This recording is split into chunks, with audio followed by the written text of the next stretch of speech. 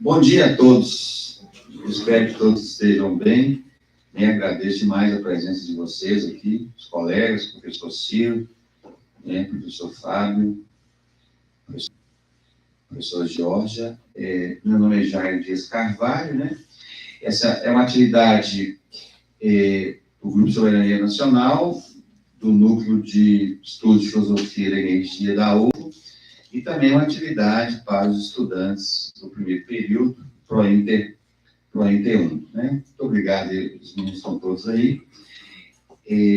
Vejam que há 15 dias atrás, a gente fez um debate aqui com o professor Fernando, falando sobre a energia, como é que surgiu o conceito, o nome de energia, energeia, na história ocidental, Ele falou sobre Aristóteles. Então, eu vou apresentar aqui o Timothy Rush, é um grande amigo, colaborador do Grupo Soberania Nacional, tem uns 5 anos, A gente já fez um evento internacional junto com o grupo dele nos Estados Unidos e aqui, um evento de extensão, e está no Brasil participou do evento dos BRICS, na semana passada, e vai falar para a gente sobre um conceito qualitativo de energia, Então, eu estou muito feliz de você estar aqui no Brasil, Muito obrigado pela sua presença. E, então, antes de apresentá-lo mais oficialmente, eu vou passar a professora Georgia, diretora do IFIL, para nos dar uma palavrinha, Eu agradeço demais, ela está cheia de coisas. Obrigado por ter vindo aqui hoje, tá? Eu que agradeço, Jair. Bom dia a todas e todos. Alguns não me conhecem, mas acho que a maioria sim. Eu sou Georgia Mitramo, sou professora dessa casa e, no momento, estou à frente da direção. Eu peço desculpa pela minha voz, o Jair sabe, eu estou uma semana doente, com a crise alérgica que não me larga. Bom, primeiro eu quero agradecer ao professor Timothy Rush da presença dele aqui, um português impecável, Não preciso nem gastar meu inglês, mas gastem o inglês de vocês, por favor. Um trabalho de extensão é sempre um trabalho muito profícuo. Nas últimas, eu acho que até eu estou cansada e caí por causa disso. Isso é a 4ª semana de eventos consecutivos, extensionistas, que atendem estudantes de graduação, pós-graduação e comunidade externa, desde a segunda semana de junho. Então, é a oportunidade de se ouvir, de se trocar ideias, e algo que, nesse momento específico do país, porque nós estamos vivendo um momento bem peculiar na história do Brasil e na história diplomática e econômica mundial, desde virada do século XIX para o XX, acho que não há nada, no Brasil, no caso, 200 anos, sobre a questão da soberania. Quem conhece meu trabalho sabe que a questão da soberania é fundamental na minha pesquisa. Então, eu quero agradecer para o professor Jair, que não é a primeira, não é a segunda, não é a terceira vez, que tem trazido não só o professor Timothy, mas outras personalidades, não efetivamente da filosofia, mas que vem trazer esse debate extra-filosófico, mas que tem uma base. Soberania é um conceito filosófico, ética é um conceito filosófico, nação é um conceito filosófico, cidadão é um conceito filosófico. Então, eu acho que não há nada mais importante nesse momento. Então, eu quero agradecer muito porque é uma empreitada realizar isso quase que quinzenalmente, esse trabalho ao professor Jair. Quero agradecer imensamente a presença do professor Timothy, que eu acho que é um prazer conhecê-lo finalmente, pessoalmente. Eu peço desculpas de ontem à noite, mas realmente, fisicamente, estava impossível. Mas agradecer a vocês pela presença. Que tenhamos uma manhã muito boa, muito proveitosa, e ser para atrapalhar minha vida. Obrigada, professor, obrigada a todas, todos e todos. Vocês têm que bater palma para a diretora. Obrigado pelas palavras. Tem 5 anos que a gente está discutindo soberania nacional no Brasil e, finalmente, parece que a gente já tinha acertado isso há 5 anos, né? Nosso grupo está aí discutindo soberania. Bom, então eu vou fazer a apresentação do professor Timothy Rush, né? Então, Timothy Rush é bacharel em artes, né?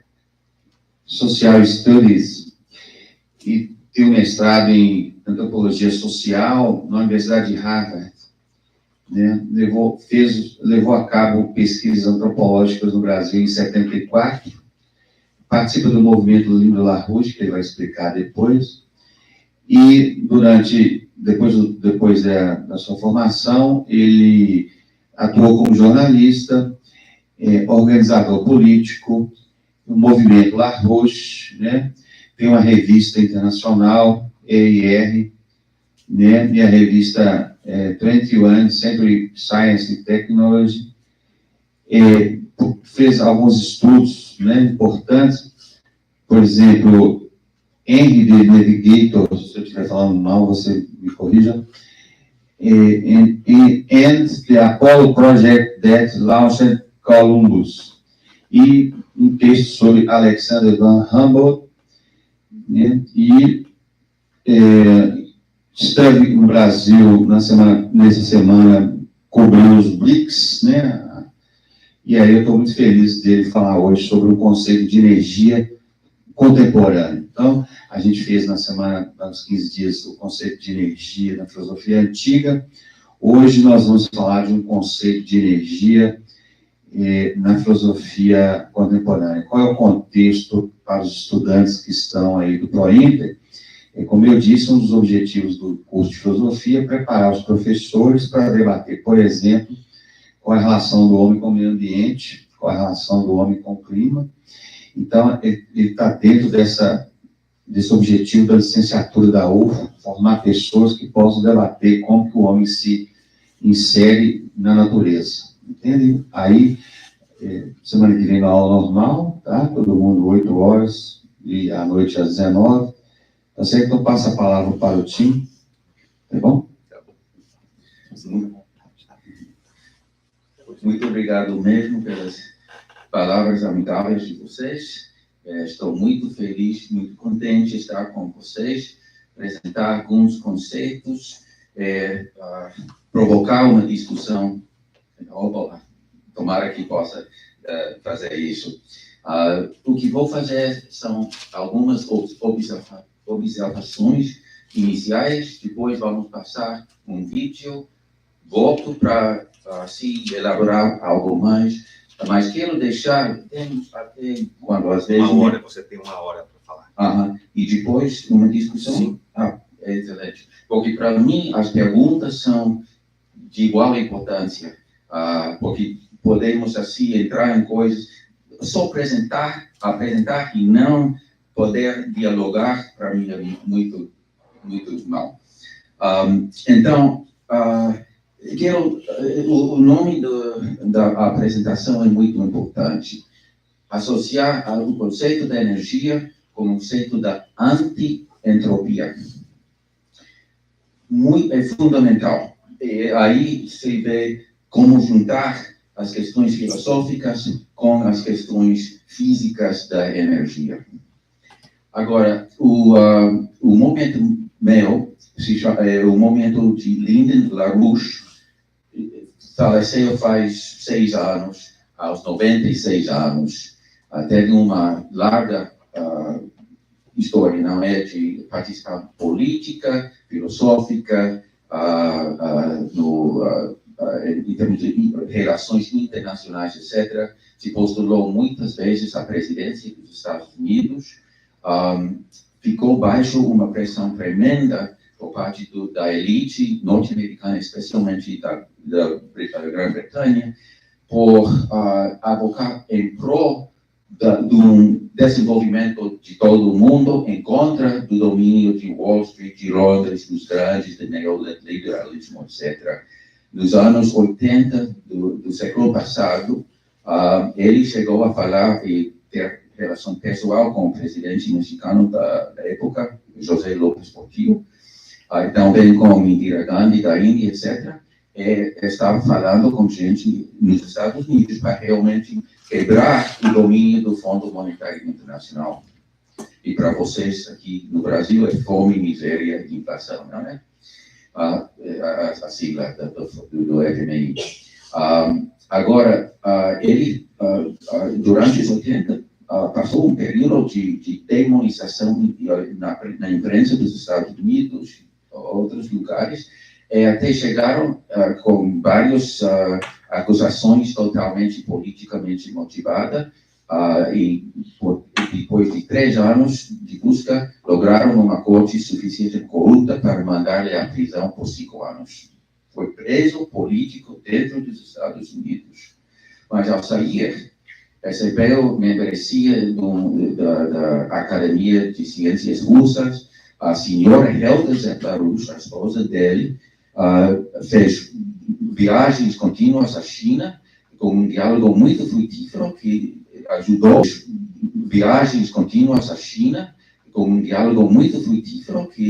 ajudou na decisão da China de empreender a construção da iniciativa Um Sim Terá Uma Rota, não é?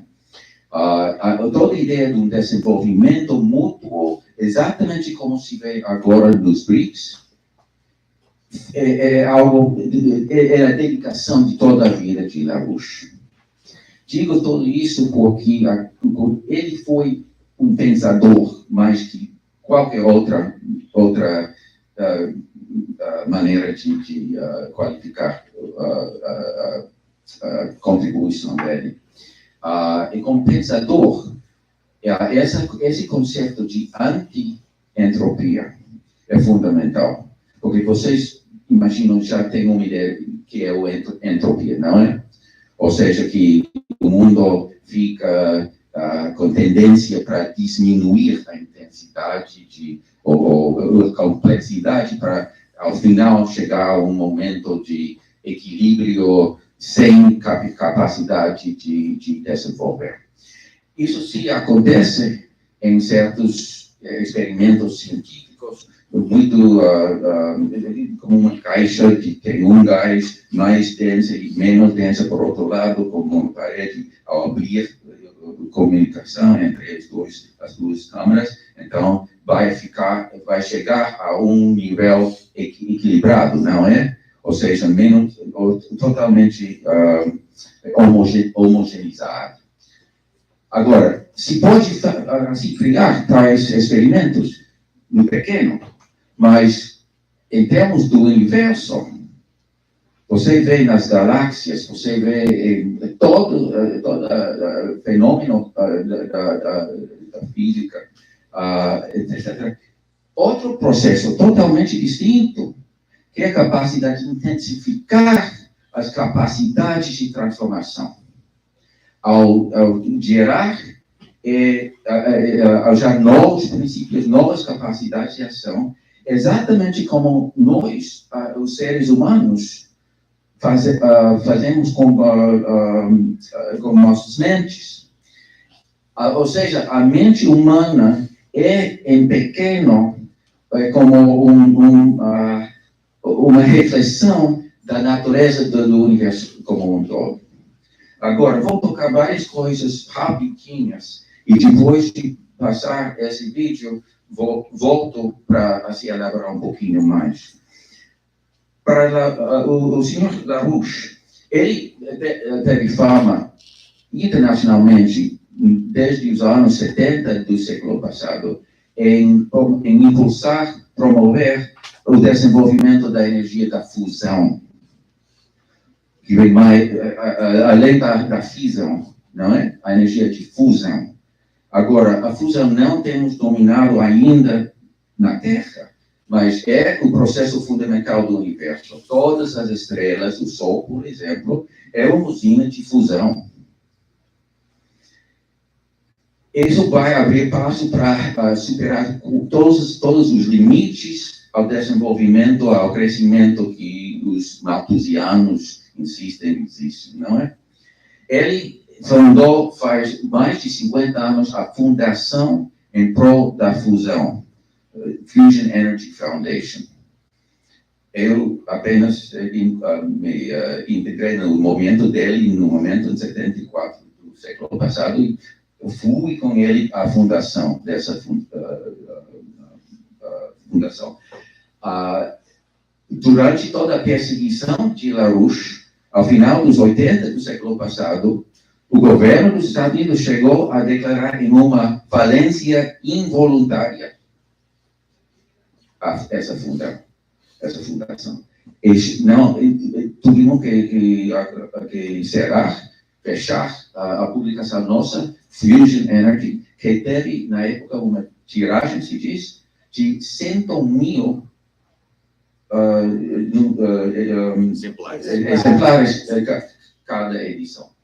Foi a segunda mais grande revista de ciência dos Estados Unidos. E teve algo em espanhol, na Europa, etc. Digo tudo isso porque realmente, você vê agora nos Estados Unidos, temos 40 até 50 anos sem maiores projetos de infraestrutura. Realmente, estamos vivendo dos investimentos do passado e não damos para o futuro nada. Não temos trem de alta velocidade, não temos grandes projetos de água, não temos o programa para desenvolver a energia de fusão teve origem nos Estados Unidos. Hoje em dia quase cerraram, ou seja, não tem verba para isso. A China, sim. A Coreia do Sul, sim. A Rússia, sim. Outros países aqui, para mim, nós nos Estados Unidos, não. Então, isso os ataques em contra da LaRouche foi realmente um ataque em contra das deliberações necessárias para dar aos Estados Unidos novamente impulso tecnológico assim, fundamental. E daí, eu vou comentar isso, acho que muita da política, do ponto de vista errônea dos Estados Unidos agora, vem de como o mundo de finanças domina e o mundo de produção, de geração de novas tecnologias, etc., fica muito, quase morto. E assim, o impulso na direção de conflitos em vez de colaboração. Isso só de passo. Agora, para LaRouche, por que tão importante essa questão, como alinhar a ideia da energia com a entropia? Primeiro, que a energia não é uma coisa só, é uma ferramenta, é uma maneira de transformar processos de produção, processos que integram vários princípios físicos. Também a energia é uma resposta, ou seja, desenvolver novas formas de energia, é maneira de, refutar as teses do malthusianismo, de que nós, os seres humanos, comemos alimento mais rápido do que pensamos. E vamos chegar aos limites da alimentação, etc., e temos que reduzir o incremento até reduzir totalmente o aumento da população. E terceiro, no mais profundo, reflete a natureza do universo, como já disse. Não porque as estrelas são grandes usinas da fusão, mas porque mostra a natureza antientrópica do universo. Então, três aspectos da filosofia, digamos, da energia do Sr. LaRouche. Primeiro, densidade de fluxo energético. Ou seja, a qualidade da energia é mais importante que a quantidade. Você pode, através de moinhos de vento, produzir o equivalente de energia que vem de uma usina de gás natural até de fissão nuclear. Em quantidade, mas em qualidade, como não podemos conseguir um voo à Lua à base de ventos de moinhos de vento, não é? É impossível. Mas com fontes de energia mais densas, a densidade de fluxo energético. Você pensa na diferença entre tratar de cortar um pedaço de carne como se diz? Faca. Como uma faca, sim, exato, como uma faca, muito aguda, ou utilizar o micrófono. Ou seja, no ponto de contato, qual a densidade da ação por qualquer superfície determinada. Segundo, o conceito de densidade populacional relativa potencial. Isso são 4 palavras densas, né? Repito. Densidade populacional relativa potencial. O que quer dizer isso? Você tem uma hectare quadrada. Quanta gente pode viver lá? Existem solos melhores para a produção, solos menores. Existem montanhas, existem muita coisa. É isso relativa. Potencial. Podemos remediar isso através da infraestrutura. Então, a questão é aumentar o potencial da densidade populacional através da aplicação das tecnologias e das plataformas de tecnologias. Isso, para LaRouche, é o cerne da economia. A aplicação dos poderes criativos da mente humana, as necessidades de elevar as condições e o número de habitantes, condições de vida da população. Isso para todo o mundo. Agora, ao chegar à energia de fusão, por exemplo, temos uma ferramenta não só de assim, gerar energia elétrica, a eletricidade, etc., mas também como processo transformador, podemos utilizar isso nos como se diz, rockets, foguetes, para chegar a Marte, por exemplo, ao planeta Marte. Agora, utilizando as tecnologias atuais, tarda uns 8 meses em chegar à Lua. Isso vai ser muito difícil, porque com os raios de alta intensidade cósmicas, digamos, é vulnerar a vida dos astronautas. Mas, com energia de fusão, se pode chegar a Marte em 2 ou 3 semanas. É outra coisa totalmente. Se você tem uma montanha de lixo, pode, através da energia de fusão, ao criar um plasma, ou seja, toda a matéria de plasma, que é realmente 98% do universo, plasma, que se caracteriza em desassociar os elétrons do núcleo dos átomos.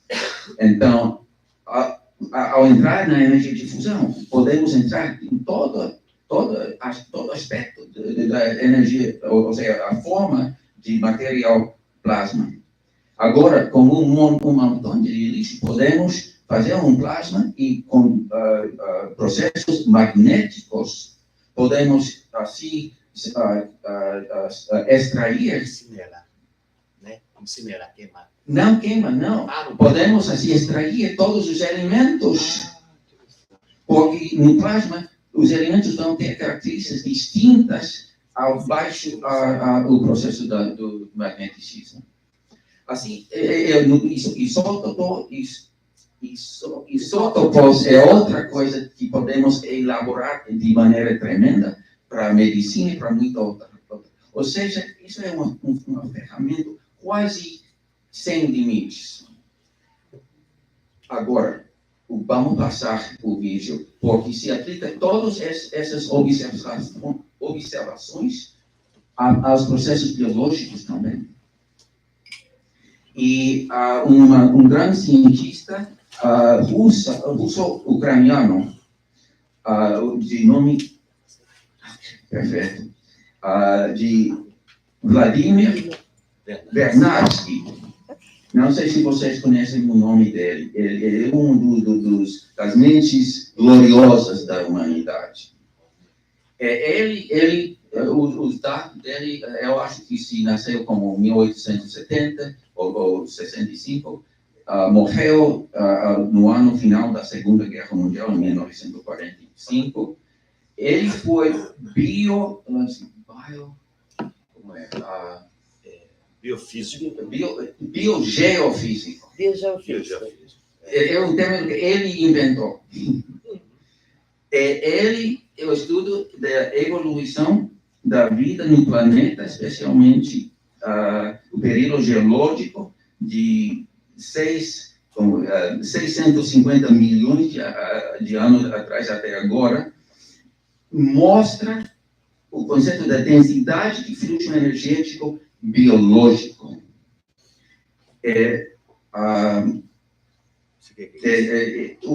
Disse ele, uma cita dele, o aumento da densidade de fluxo, vem do LaRouche, o aumento da densidade de fluxo energético é um princípio organizador da biosfera e representa uma lei fundamental do universo, tal como o desenvolvimento da sociedade humana através da noosfera. Ou seja, temos litosfera, temos de todas as coisas que padecem de vida, toda a área da vida, a biosfera, e o domínio da mente humana, que é o noosfera. Então, o noosfera, conceito de Vernadsky, muito rico, eu encorajo todos vocês a conhecer mais dele. Mas agora, passo para o vídeo. Excelente, não é? Então, para concluir, antes de período de perguntas, de diálogo, quero enfatizar, isso mostra, eu acho, muito claramente a natureza dos processos anti-entrópicos, através do lens da evolução biológica. Ou seja, não é um processo de nivelar as condições, senão cada vez aumenta a complexidade, a interação de vários processos, ou seja, não é espécies sozinhas que lutam entre si para como o processo darwiniano, não é? Mas realmente existe todos os sistemas evoluem. Agora, o processo humano, ou seja, as capacidades humanas, um momentinho, eu tenho aqui.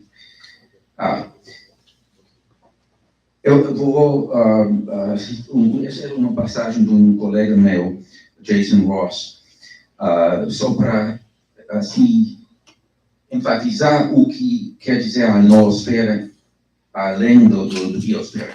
A economia humana existe por conta daquilo que nos distingue em absoluta dos animais.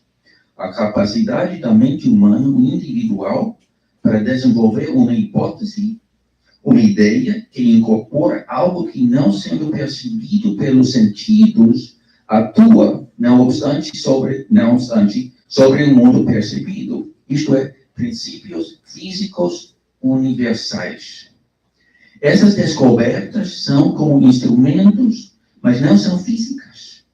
O macaco pode usar um pau para extrair uma refeição de térmitas de um montículo de terra. Uma lontra marinha pode usar pedras para partir as conchas de moluscos que vai comer. Mas apenas os seres humanos recorrem a eletromagnetismo, navegação, geometria, poesia, fogo, matemática e música.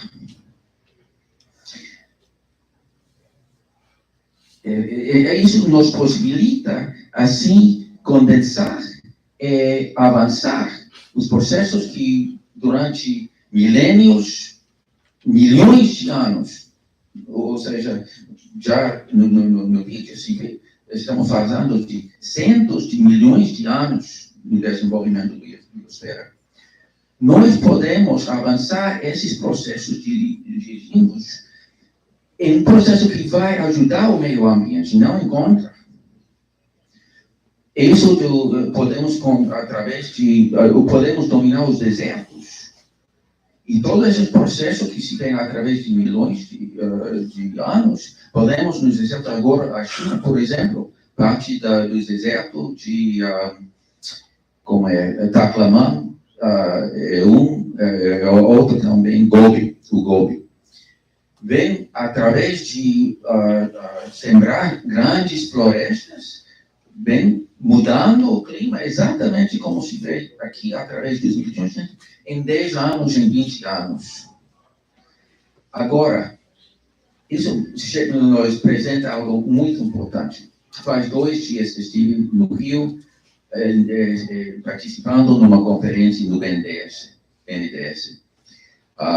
A Dilma falou, ao final, começou com o diretor do BNDES, Aloysio Mercadante. Muitas das apresentações foram da natureza de homenagear ou elogiar o COP30 que vai realizar-se em Belém em novembro desse ano.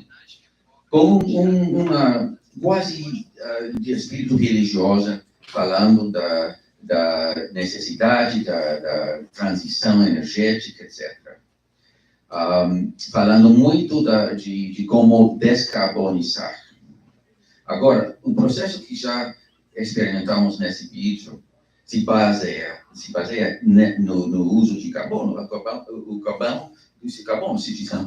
Carbono é a base da vida, não é? Carbono carbon dioxide, dióxido de carbono. É o alimento das plantas.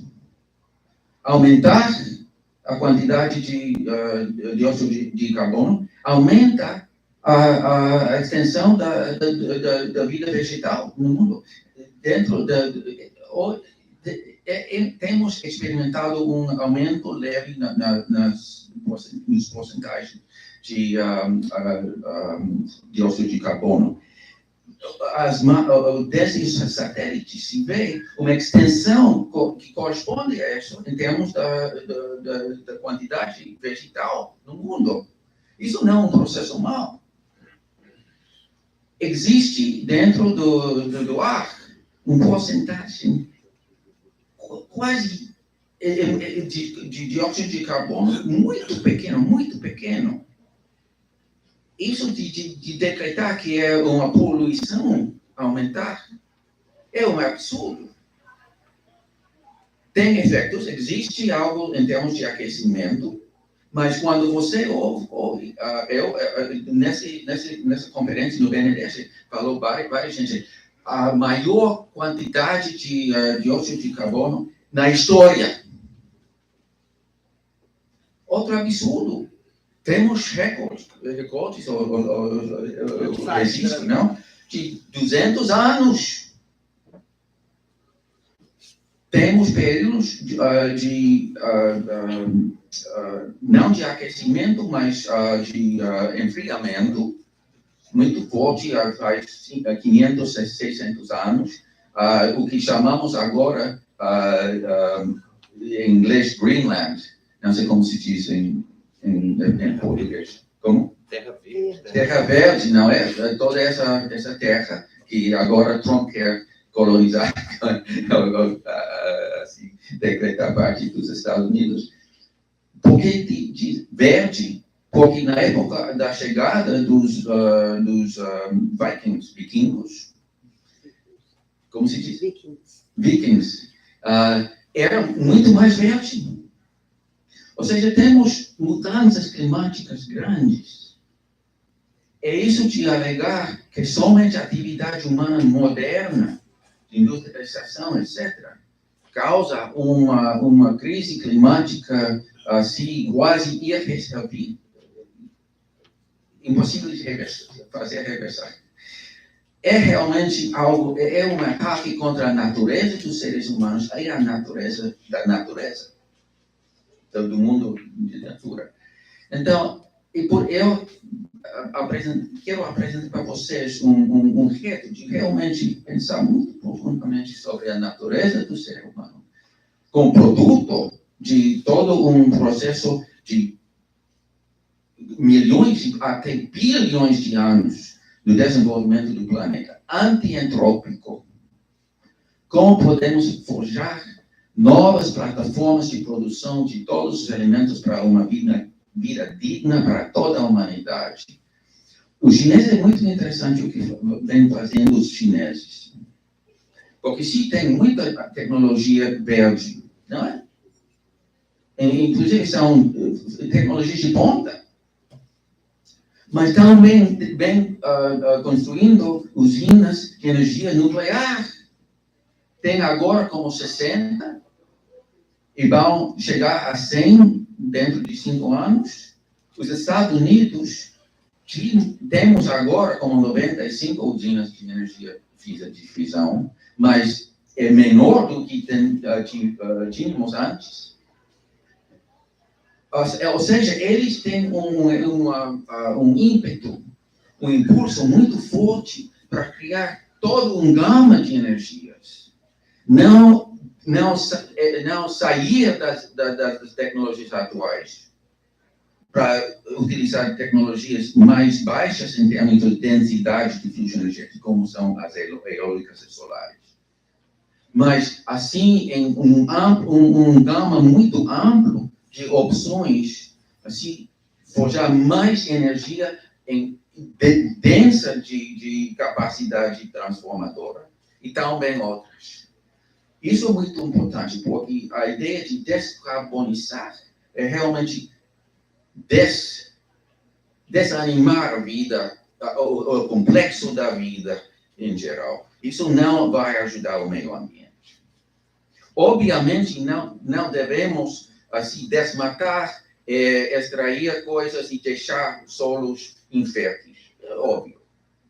Mas nós podemos, assim, remediar isso com fertilizante, outra coisa. Podemos, inclusive, introduzir novas, como se diria, ou seja, isso de fazer florescer os desertos é outro exemplo de como podemos estender, é aumentar a riqueza do meio ambiente. Não é necessariamente algo oposto à expansão da atividade dos seres humanos e o meio ambiente. Somos parte disso, podemos assim ajudar nos processos naturais. A ideia de que os seres humanos somos um fator poluente, que temos que dar desculpas pela existência dos seres humanos, reduzir a atividade nossa, reduzir o número de pessoas, realmente é uma ideia genocida. E é muito interessante que traz a agenda verde que se vê tão forte no mundo hoje. Existem grandes grupos, desde Londres, desde Wall Street, etc., são, por exemplo, o primeiro-ministro canadense agora, Mark Carney, foi diretor do Banco Central da Canadá e depois do Banco Central da Inglaterra. E foi, junto com Michael Bloomberg, dos Estados Unidos, fundador de todo um projeto de descarbonizar muita atividade internacionalmente à base de reduzir as inversões que, por exemplo, na China, levaram a sair da pobreza extrema 800 milhões de pessoas. 800 milhões de chineses saíram da pobreza extrema através da aplicação de grandes projetos de infraestrutura, modalidades de energia mais densas de capacidade transformadora. Então, quer dizer que os grandes de finanças malthusianos querem utilizar o pretexto de proteger o meio ambiente, o pretexto de reduzir ou descarbonizar, etc., somente para restringir o direito de muitos milhões de gente no mundo de realmente gozar de um estado de vida digna dos seres humanos. É o colonialismo com outro nome. Não quer dizer que são todos os programas verdes, não. Mas temos que aplicar esse conceito de anti-entropia. As capacidades de gerar novos complexos de avanços tecnológicos e condições melhoradas da vida na Terra. Também a exploração espacial é um futuro tremendo. E quero terminar ao dizer que os BRICS representam algo tremendo para a humanidade, em termos de um sentido de como colaborar em grandes projetos de melhorar a saúde, como disse o presidente Lula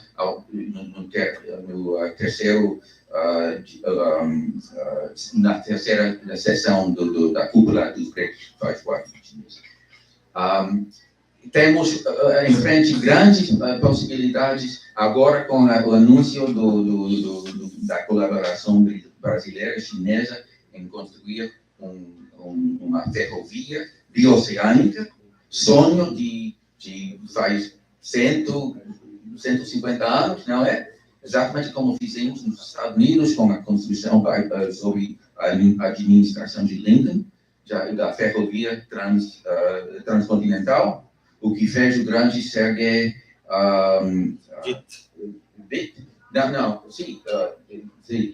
da Rússia em termos de construir a grande ferrovia transibérica. Temos agora a oportunidade de entrar dentro do continente para o benefício de todo o continente, não só o Brasil, não só o Peru, onde vai se vincular o grande porto de Xangai com a costa atlântica brasileira. Isso, mas abre corredores de desenvolvimento forte para fundar novas cidades, novas indústrias, novas instituições educativas como essa da UF. Ou seja, é todo um projeto muito além de simplesmente transportar as mercancias. É coisa fantástica. Agora, termino com uma desculpa por parte do meu país. Não do país como povo, mas o que vem dizendo agora o Trump realmente é rompe com o espírito intrínseco dos Estados Unidos. Estamos celebrando agora 250 anos da existência da República Norte-Americana. As ideias dos fundadores foram alguns princípios universais, ou seja, decretar o direito à vida, à liberdade e a busca de felicidade. Não a propriedade, como dizia Locke, o filósofo britânico. Não. Busca de felicidade não quer dizer gozo dos prazeres cotidianos, não é? A felicidade é participar em dar para o futuro algo melhor que nós recebemos do passado.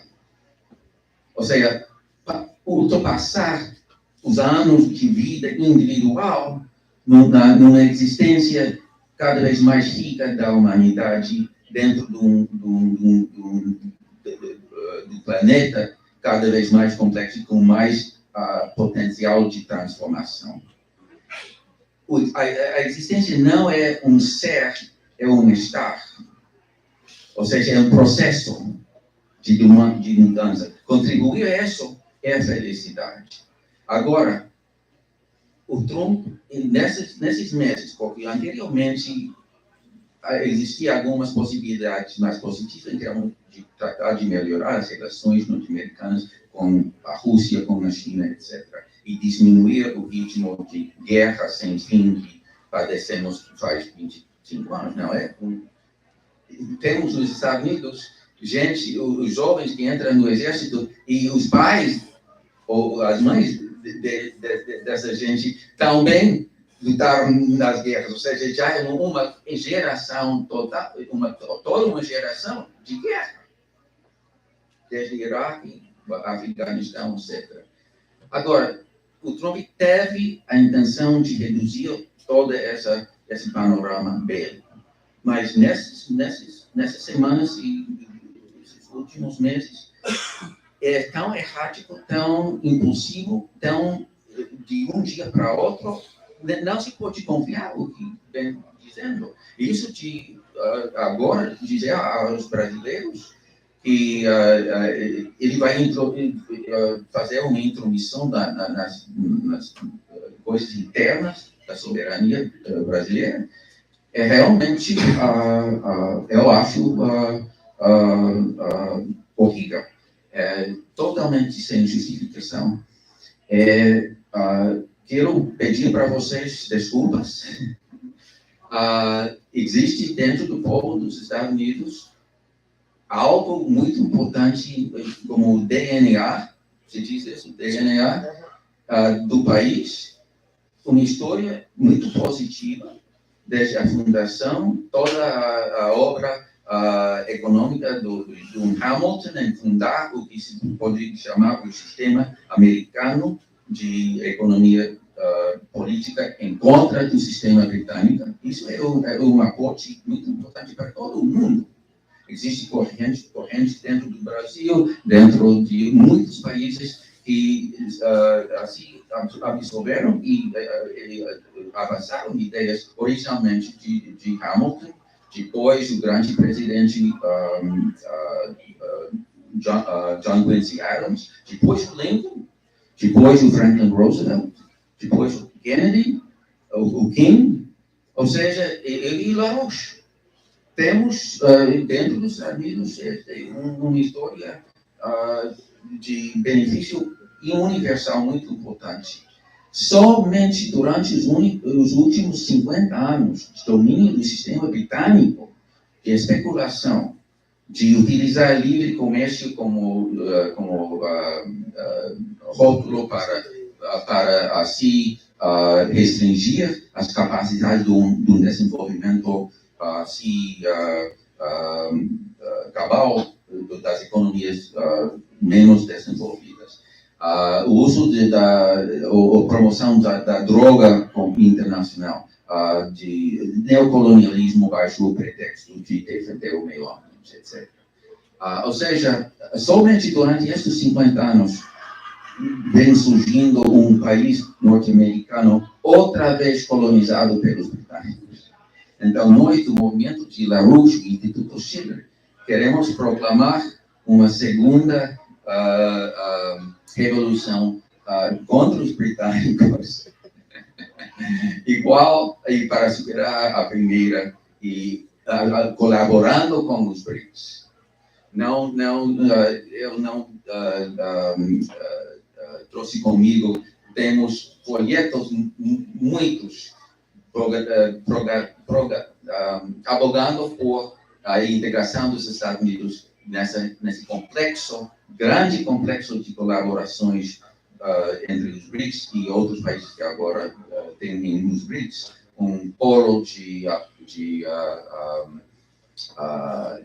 como se diria, para orientar os seus programas. Então, eu vou terminar com isso e quero convidar vocês a fazer qualquer pergunta que surja.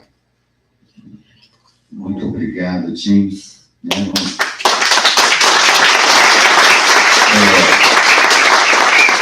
Antes de passar aqui para o público, né, para a professora Georgia, eu queria falar uma coisa rápida. O Tim, eu conheci o Tim há muitos anos, e ele fez uma pergunta interessante, que foi o seguinte: com quantos pés de cana a gente vai à Lua?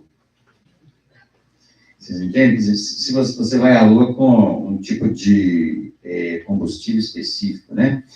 Mas se você quer, então, não, esse combustível eu não vou usar, esse combustível é poluente, então vamos plantar cana. Quantos pés de cana a gente teria que plantar para chegar à Lua?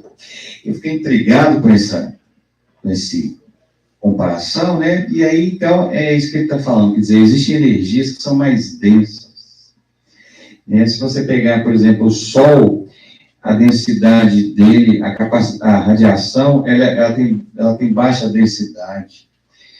Né? Então, por que o petróleo foi utilizado pelo homem? Porque ele tem alta densidade, ou seja, ele pode ser, a quantidade de energia que pode ser aproveitada do petróleo é muito alta. Então, veja bem, a minha reflexão, eu acho que a gente tem um paradoxo, sabe? Eu estou trabalhando com essa ideia um pouquinho diferente do que você faz, que é o seguinte: está certo, nós precisamos elevar o nível da população brasileira de trabalho, de desenvolvimento, de bem-estar, né? E para isso a gente precisa de energia.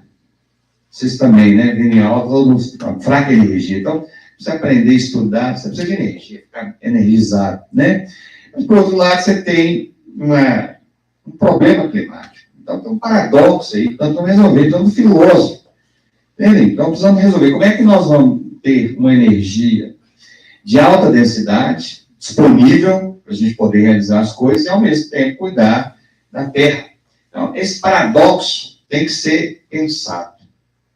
Né? Então, só esse detalhe que eu precisava falar isso, porque, então, nós vamos, por exemplo, a energia, a biomassa é baixa densidade. Então, nós vamos escolher. Então, é um critério interessante, o conceito, de a gente poder escolher que tipo de transição energética que a gente quer fazer. Então, é muito importante o que ele falou, e muito importante que a gente está fazendo a nível nacional também, que é dizer o seguinte: olha, nós precisamos de um conceito filosófico para pensar a transição. Então, o Linda LaRouche, eu tinha esse grupo, ele está fornecendo um conceito, que é o conceito de densidade do fluxo energético.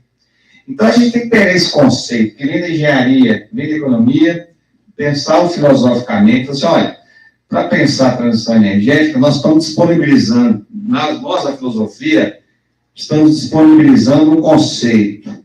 Isso que é o papel do filósofo. Né? Quer dizer, pegar um conceito, estão discutindo transição, mas a gente discute a partir desse núcleo conceitual. Entende? Assim, então, eu acho que isso é fazer filosofia.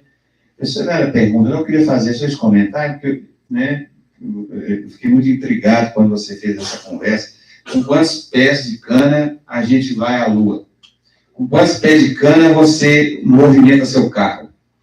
Entende? Então, é um conceito interessante para a gente pensar um pouco. Tá certo, professor Jorge? Depois a gente passa aí. Cadê o Arthur? Você está aí. Primeiro, obrigada mais uma vez pela fala. E aí, eu nunca pensei que o lado biólogo ia ficar tão aguçado, mais do que o meu lado filósofo. Eu sou biólogo, por formação também. E na sua fala eu tenho duas questões que me colocaram muito, de maneira, como é que eu vou dizer, muito inquieta, e ao mesmo tempo, quando você traz a questão da China, isso me dá certo conforto, que vai um pouco ao encontro do Jairo aqui. Realmente, nós não temos, não há pés suficientes de cana para levar um foguete à Lua. Todavia, a China fez algo que eu acho interessante, porque nós, quando trabalhamos perfeito, precisamos de gás carbono para poder ser ingerido no processo de ATP na fotossíntese, que vai liberar oxigênio. Então, isso a gente conhece bem isso, né? O CO2. Mas a nossa emissão de CO2 não é a mesma emissão de CO2 a partir de corpos né, biológicos, são outros tipos de emissões. E a China, ela, pelo que nós sabemos, até numa das entrevistas do presidente Lula, ele traz essa questão, né, de que a China hoje, ele até brinca, em 2010, todo mundo queria matar a China, porque a China era o maior poluente. Hoje a China é um exemplo de como ter energia limpa. Isso não significa, e eu entendi essa fala, que não se emita gás carbônico, porque o gás carbônico sempre vai ser emitido, porque se ele não for emitido, você não tem processo fotossintético. Eu entendi. Mas como é que a gente, eu acho que essa é a minha questão, vai ao ponto já era exatamente nesse sentido. Qual o equilíbrio numa sociedade em que existem humanos e tem estruturas sociais cujos humanos são ditos como não ser?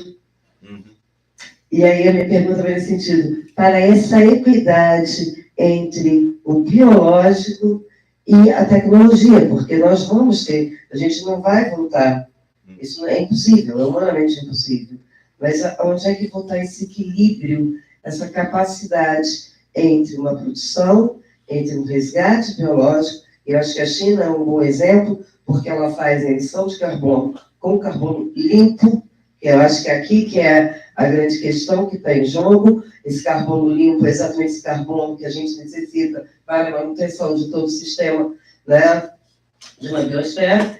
E em biologia no Brasil, pelo menos na minha época, eu também que eu estou velha, não sei se mais o curso é igual, a gente tinha biogeografia e tem até hoje biofísica, sei que tem, então a gente tinha essa relação da biogeografia com a biofísica já nos anos 80 e 90, não sei se continua igual, provavelmente mudou tudo, eu estou velha por ver muitos anos.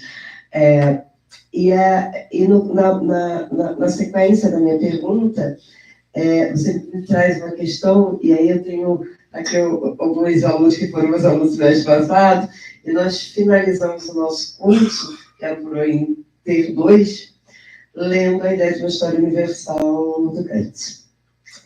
E exatamente essa ideia de que, e aí eu acho que é o mesmo compasso, qual é a base do equilíbrio para que a nossa geração prepare as gerações futuras para esse equilíbrio? Desculpa, deixa eu só. É isso, obrigada. Tim, só para a gente abrir mais uma, só para você responder com mais uma, vou abrir só para mais uma pergunta. Mas eu quero responder primeiro. Entendi. Depois do Arthur. Sim, tá bom. E a outra também. Duas coisas rápidas. Primeiro, que existia na história do planeta tempos com muito mais altos níveis de dióxido de carbono dos que os atuais. Ou seja, os processos naturais, digamos, antes da existência dos seres humanos, houveram assim, ou seja, não podemos, inclusive os níveis hoje em dia são menores em muito dos altos do passado. Quais foram os processos que geraram tanto dióxido de carbono? Ou seja, não realmente. Isso de dizer que na história são níveis inéditos não é absurdo. Segundo, em termos de equilíbrios, existe a ideia de que a natureza é um equilíbrio e que nós, os seres humanos, vemos rompendo isso, quebrando os equilíbrios naturais. Obviamente, existem ciclos muito complexos, como você via no vídeo, não é? Mas isso não quer dizer equilíbrio, porque sempre, dentro da natureza, existem processos que vêm desenvolvendo novas capacidades de ação através de milhões de anos, não é? Nós, os seres humanos, podemos gerar tais transformações em tempos muito menos. Nós, os seres humanos, podemos gerar tais transformações em tempos muito mais reduzidos.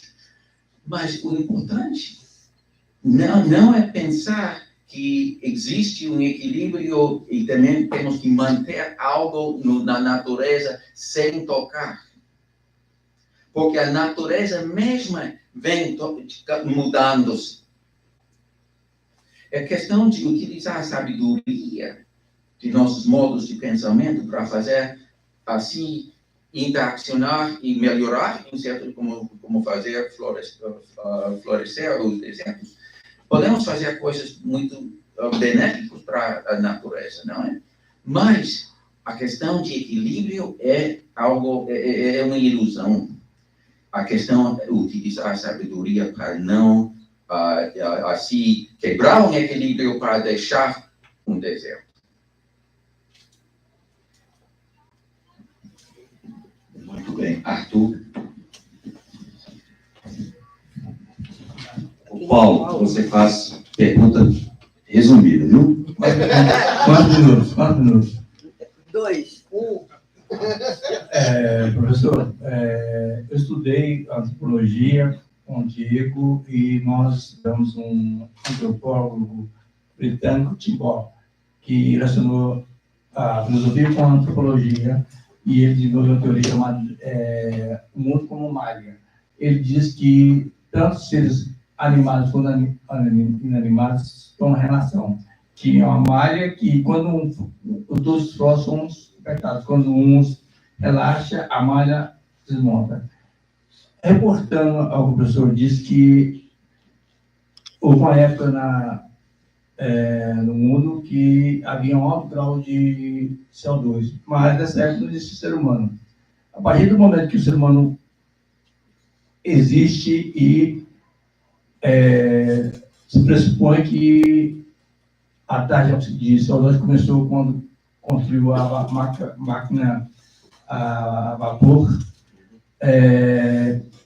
Esse teórico britânico Tim Ball afirma que o homem é um agente geológico que molda e transforma a sociedade, o meio ambiente. Partamos do princípio que precisamos de uma energia renovável para que a densidade do estufa diminui. Mas, ao mesmo tempo que pensamos essa teoria, está em pleno a vapor a produção do combustíveis fósseis. Você tem que concluir, Paulo. Senão ninguém fala. Concluindo, Isso. como que podemos fazer, pensar numa energia renovável de imediato, antes que não haja um retrocesso no aquecimento global? Haja visto que houve enchente no Ceará, enchente em Dubai, regiões onde era impossível pensar que haveria chuva no deserto, o degelo nas regiões da Antártica. Então, há indícios no mundo... Você tem que concluir, nós estamos gravando, tá? Que prova que há o aquecimento global e que se o homem não tomar providência, não vai haver reversão. E isso não depende de cientistas, mas depende de agentes políticos. Obrigado. Antes de passar para o Tim, eu vou abrir mais 2 perguntas. Vocês, por favor, nós estamos gravando, vai ser disponibilizado. É pergunta rápida, né? Por favor, tá bom? Quem mais? Eu vou mandar esse vamos lá. Aí você anota. Você e mais outra pessoa, e depois ele responde, tá? Bom dia, pessoal. Parabéns pelo evento para vocês. Olá. Minha pergunta é, pelo que eu entendi da sua fala, a Agenda Verde é um pretexto neocolonialista. Gostaria que você explicasse um pouco melhor as razões disso.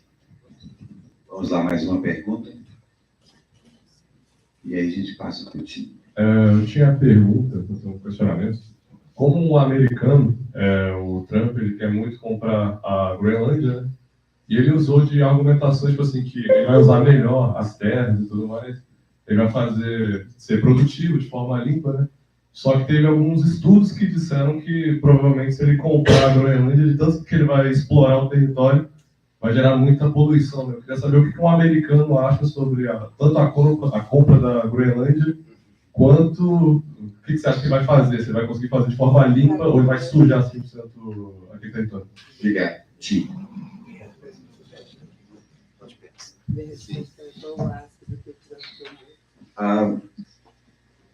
Em termos da primeira pergunta, isso da energia renovável. Nós, no momento da luz, desde faz 50 anos, mais de 50 anos, não abogamos em manter as energias fósseis como a plataforma primária para a produção da energia. Porque o petróleo é uma fonte, uma matéria-prima para muita coisa de mais valor que somente produzir eletricidade ou para pôr nos automóveis, nos carros. Podemos, ou seja, com plástico, com um sinfim de aplicações. Por isso, LaRouche fundou a Fundação pela Energia de Fusão faz tantos anos, não é? Mas a questão de energias renováveis, qualquer fonte de energia tem seus problemas. Por exemplo, isso de fazer, de erigir grandes parques de painéis fotovoltaicos para gerar energia solar, cria outros problemas. Não se pode dispor depois. Essa coisa vai ficar por muitos anos, é muito difícil como lixo, vai criar grandes problemas. E também quita terrenos possíveis para outros propósitos, não é? Isso do moinhos de vento mesmo fica com problema também. Se pode utilizar, mas não pode reemplaçar a necessidade de avanços em fontes de energia mais densas. Isso é muito importante. Obviamente, utilizar urânio existe, como se diz, resíduos, não é? Resíduos. Mas agora tem inventado assim, tecnologia para reciclar esses resíduos. Hoje, me chegou notícias de um mecanismo que agora, uma tecnologia que pode assim utilizar energia de fusão em 200 vezes mais em termos de tirar a energia do urânio, ou seja, reciclar os resíduos. Obviamente, a energia de fusão não tem resíduos, ou seja, os produtos são algo de água e hidrogênio.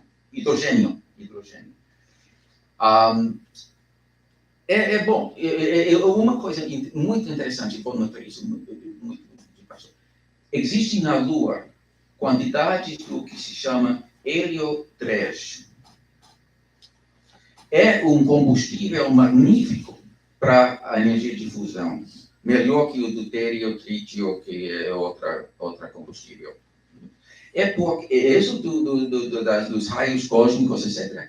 E interessante, porque não temos na Terra depósitos de hélio 3. Porque o envelope, se diz envelope magnético da Terra rebate esses raios. Mas a Lua não tem tal envelope magnético. Por isso, existem depósitos do hélio 3 do Sol. Mas porque os chineses, o programa espacial deles, visam utilizar e trazer à Terra esses depósitos para impulsar novas gerações, novas tecnologias da fusão. Muito interessante como podemos, através dos projetos de exploração espacial e o desenvolvimento das novas plataformas aqui, podemos transformar tudo.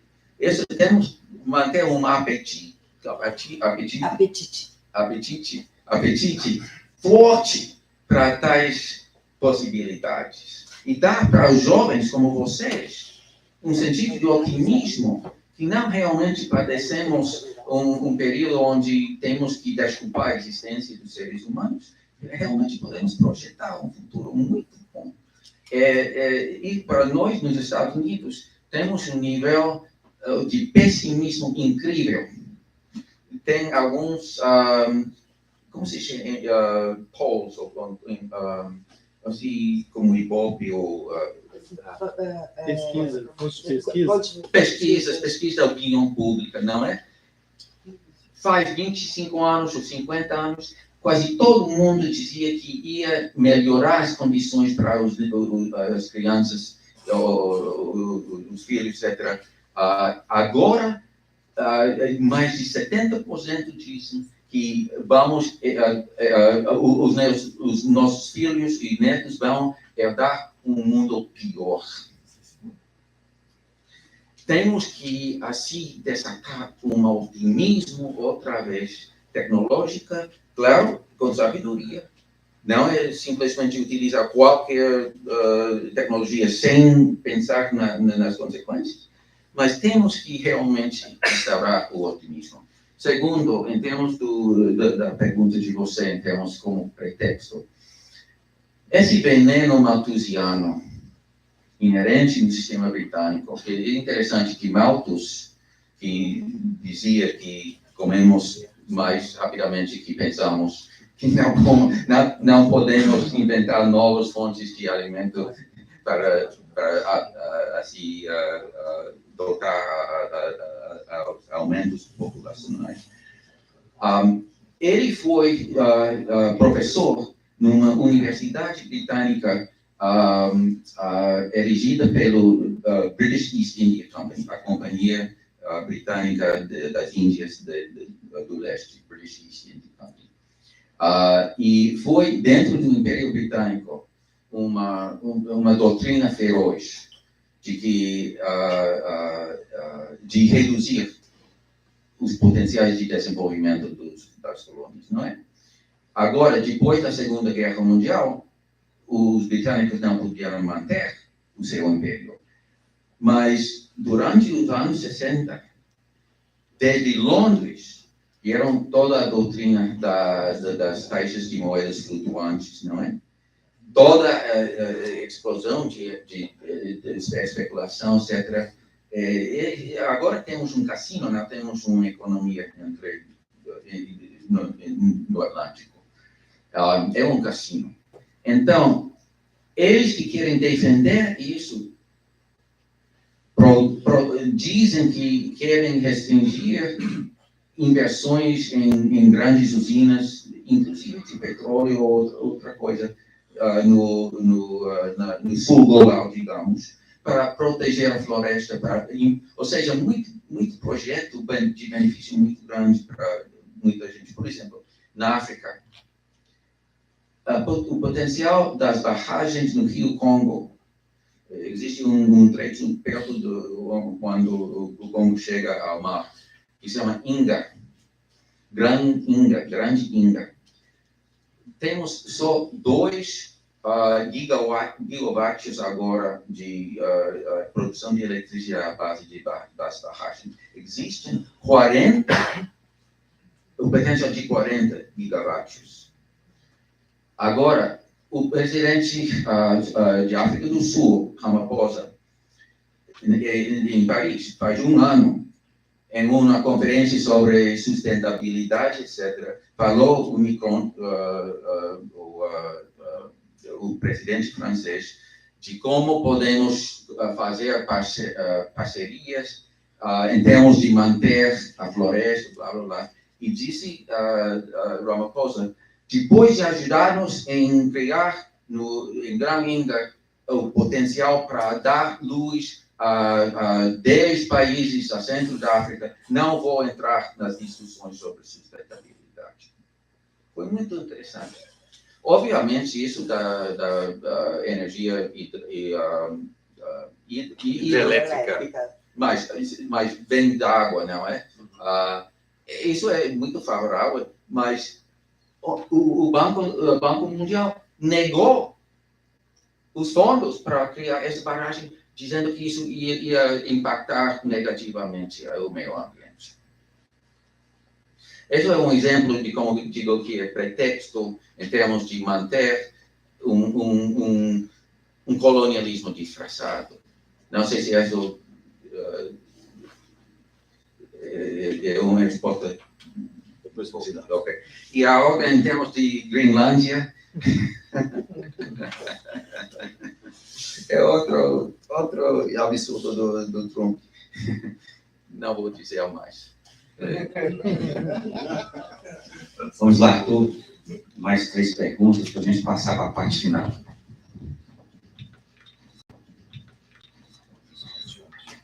Quantas horas? 10h45. Quer perguntar? Vamos mais 3 perguntas e depois você faz a consideração final, tá?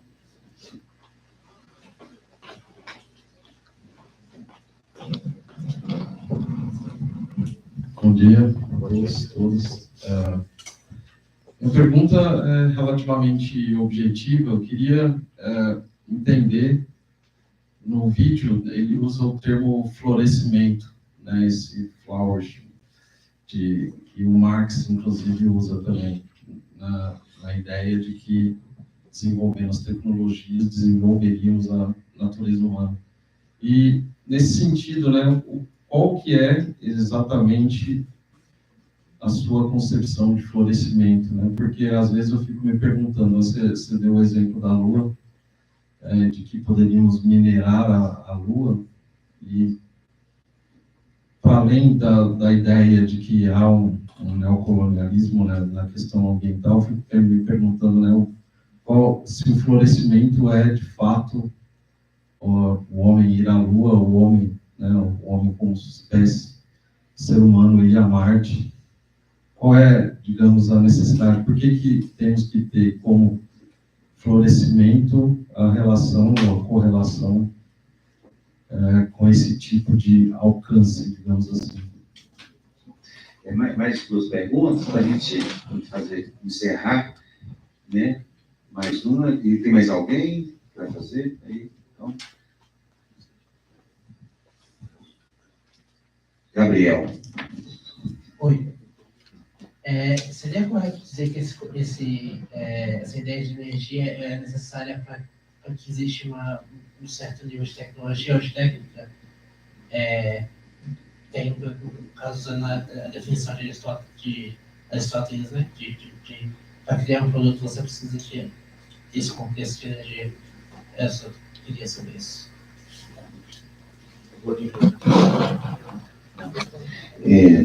Gabriel, você quer saber qual que é a relação entre energia e tecnologia? Se também é necessário o conceito de energia para a criação de técnica, no caso, para a criação de... Quer saber como é que você pensa em relação tecnologia e energia? Então, ele vai responder, aí eu vou passar para as considerações finais da George, professor, para a gente, tá bom?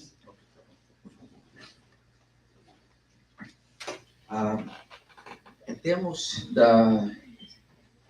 eu diria, necessidade das explorações fora da Terra, ou seja, como um grande cientista que se chama, me escapa o nome, mas dizia que temos, nós, os seres humanos, um imperativo extraterrestre. Se diz extraterrestre? Sim, isso é mais bonito demais. Porque a mente humana pode encapsular o universo inteiro. Através das invenções nossas. Na época de Kepler, por exemplo, os telescópios teve pequenas possibilidades em relação às nossas agora. Você vê todos os dias. Eu tenho um sítio no computador que se chama APOD, como é? Astronomy Picture of the Day, bem da NASA. É um boletim, né? É boletim. boletim, assim, Não é um uma- boletim, é uma foto. Uma foto todos os A dias. fotografia astronômica diária. Todos os fenômenos agora acessíveis através desses telescópios incríveis que temos hoje em dia. Não é? Assim que nós podemos assim fazer hipóteses incríveis em termos dos processos do universo e assim incorporar esses descobertos na prática dos homens. Não, nenhum animal pode fazer isso, obviamente. Quer dizer que ao ir à Lua, ir a Marte, ir mais além desses destinos, isso fomenta a capacidade de hipóteses da mente humana. É um estímulo, é coisa que nos apresenta novos paradoxos. Os paradoxos são excelentes, são a matéria-prima do pensamento. Ou seja, vamos aperfeiçoar várias hipóteses ou áreas de conhecimento. Não vamos chegar à perfeição, mas nos apresenta retos fundamentais em termos do conceito de como funciona o universo. E vem desenvolvendo-se o universo também, não é uma coisa assim fixa. Então, por isso, além da questão de mineração na Lua ou coisas assim para aproveitar materialmente, isso não é a coisa primária. É a coisa de estimular as capacidades de entendimento humano do universo. Segundo, o Ciro, o COP30, etc. Eu acho que existe alguns, como se diria, conceitos subjacentes de muita da fala em torno à sustentabilidade, etc. Um preconceito que chegamos já a um nível de atividade humana que vulnera, que peligra a natureza, etc. E que temos que reduzir a intensidade da atividade humana. Isso é, para mim, muito nefasto. Existe também um desejo de manter a floresta amazônica, etc., que é muito boa.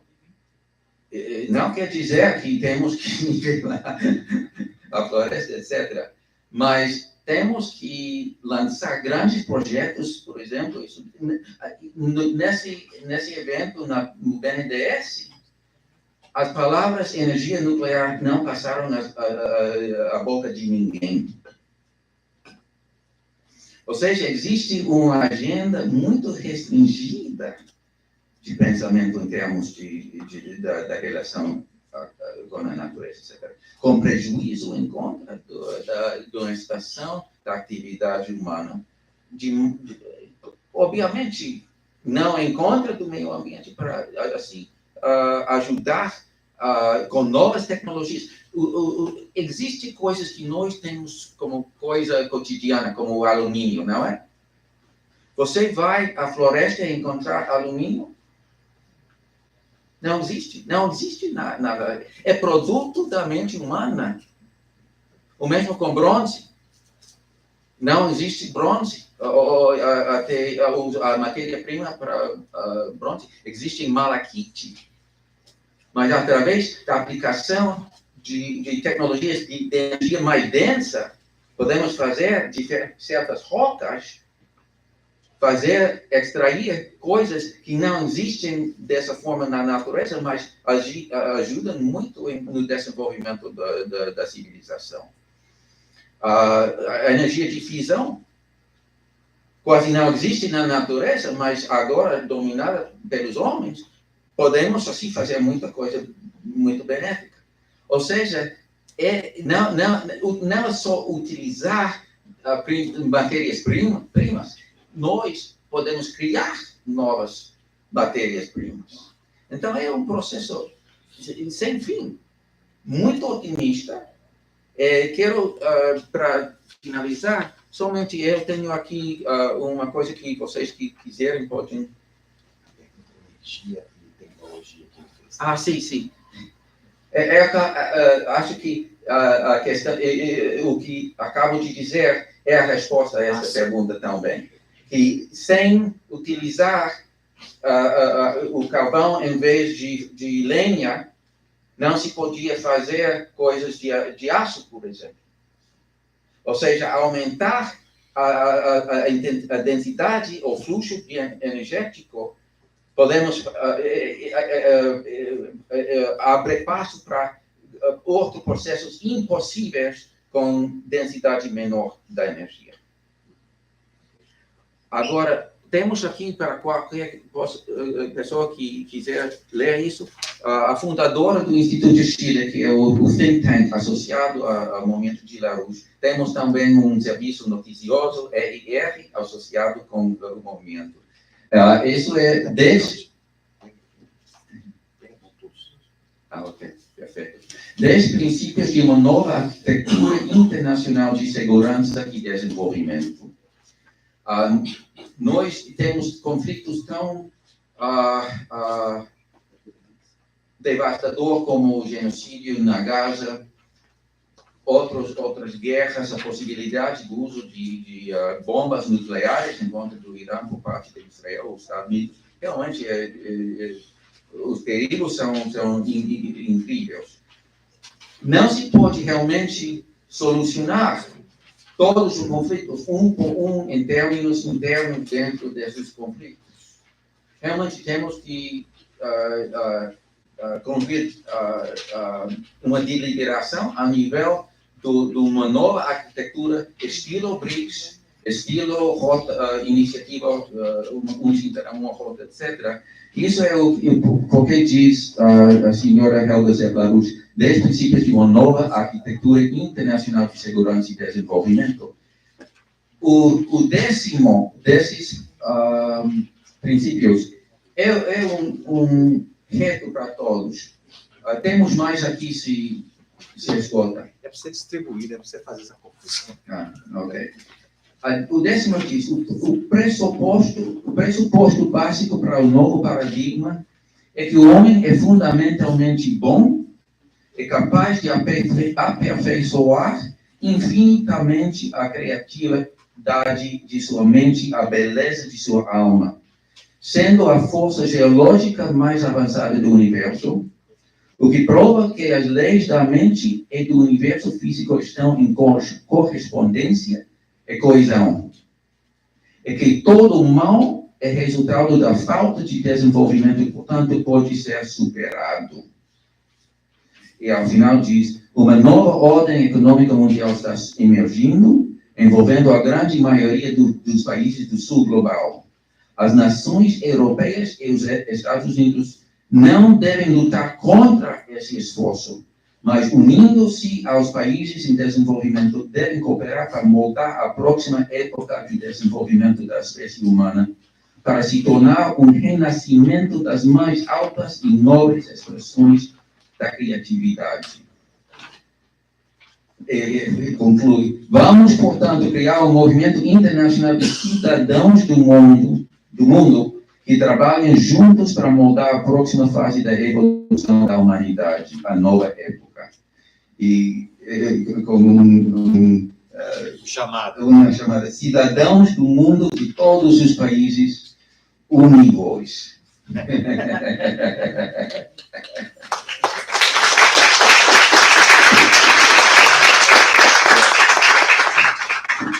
Eu gostaria de agradecer imensamente, né, o Tim. Vou passar a palavra para a professora Geórgia. Muito obrigado pela gentileza de vir aqui ao Brasil, Berlândia. E o pessoal que está no Proinfa, semana que vem, aula normal, tá? De manhã cedo às 8, todo mundo chegando na hora. E à noite às 19, todo mundo chegando na hora. Tá bom? Muito obrigado.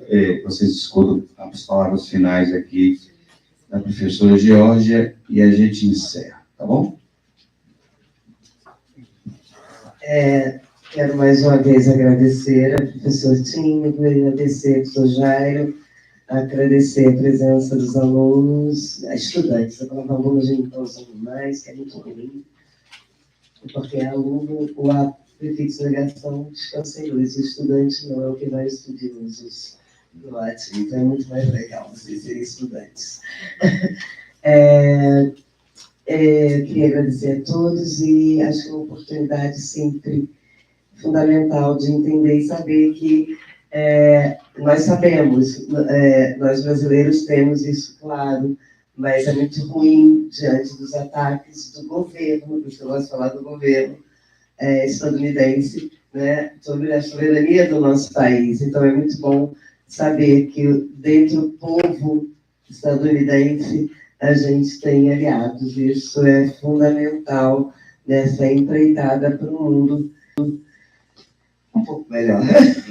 Dizem que eu sou pessimista, faço parte do rol dos pessimistas. E lembrar que essa semana que vem acho que não tem nenhum evento, gente, tem algum cedo. Não, mas na outra tem. Na outra tem. O EPPU começa 21. E bem-vindos à UFA, esse primeiro período que está aí, que eu ainda não conhecia muitos. Obrigada. Muito obrigado.